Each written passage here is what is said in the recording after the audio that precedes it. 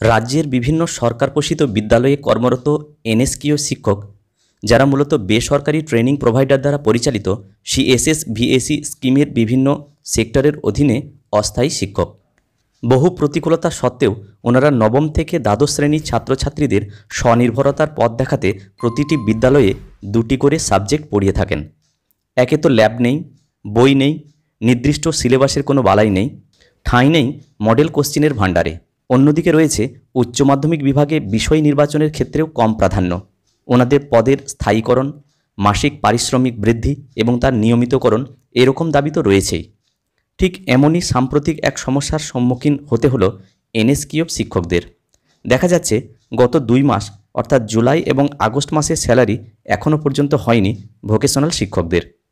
অবশ্য কোনো কোনো টিপির ক্ষেত্রে হয়তো এই স্যালারি টিপির পক্ষ থেকে টিচারদের ক্রেডিট করে দেওয়া হয়েছে, তবে অধিকাংশই ট্রেনিং প্রোভাইডারের ক্ষেত্রে কিন্তু এই স্যালারি এখনও পর্যন্ত হয়নি। এই পরিপ্রেক্ষিতে এনএসকিউ ভোকেশনাল শিক্ষকগণ গণ ইমেল করলেন তাদের নির্দিষ্ট ট্রেনিং প্রোভাইডার সংস্থাকে। তো আমরা এখন দেখে নিই ওনারা ইমেলে প্রধানত কী কী বিষয় উল্লেখ করলেন।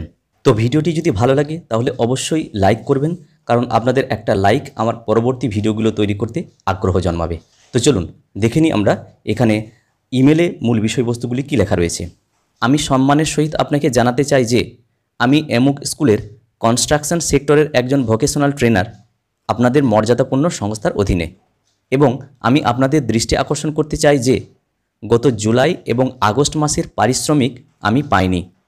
যদিও আমরা সরকারের মর্যাদাপূর্ণ সিএসএস ভিএসি স্কিমের অধীনে দীর্ঘদিন যাবৎ কাজ করে যাচ্ছি, তবুও কোনো দিনই আমাদের কোনো বোনাস বা ইনক্রিমেন্ট দেওয়া হয় না, এমনকি মান্থলি স্যালারিও সময়মতো দেওয়া হয় না। তাই অর্থের অভাবে প্রায়শ আমাদের পারিবারিক মৌলিক চাহিদাগুলি বজায় রাখতে খুবই কঠিন হয়ে পড়ছে। সুতরাং আপনার পক্ষ থেকে বিষয়গুলি যত তাড়াতাড়ি সম্ভব দেখার জন্য অনুরোধ জানাচ্ছি। ধন্যবাদ ও শুভেচ্ছা সহ এখানে ভিটির নাম, ঠিকানা, স্কুলের নাম এখানে রয়েছে। তো মূলত গণ ইমেল যেগুলো করলেন ভিটিরা, ওনাদের পক্ষ থেকে নির্দিষ্ট যে ট্রেনিং প্রোভাইডার সংস্থা ওনাদেরকে বিষয়টি জানিয়ে রাখলেন যত তাড়াতাড়ি সম্ভব ওনাদের পক্ষ থেকে বিষয়গুলিকে সমাধান করা যায়।